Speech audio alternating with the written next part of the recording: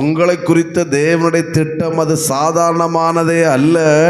அசாதாரணமான திட்டத்தை கர்த்தர் வைத்திருக்கிறார். பேதுருவுக்கு தெரியல என்னை குறித்த தேவ திட்டம் என்ன என்று. என் மூலம் மரித்தவர்கள் உயிரோடு எழும்ப போகிறார்கள். நான் பண்ணுகிற ஒரே பிரசங்கத்தில் 3000 பேர் ஞானஸ்நானம் பெற போகிறார்கள்.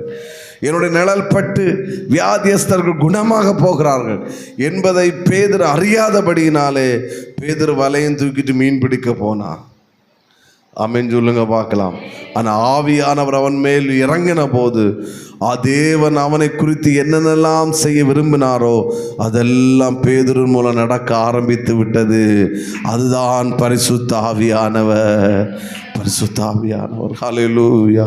ஆமென். உங்களை நான் என்ன சொல்றேன்னா, தேவ சித்தம் உங்கள் மூலம் நிறைவேறுவதற்கு ஒரு அடிமையாய் நீங்கள் உங்களை அவருடைய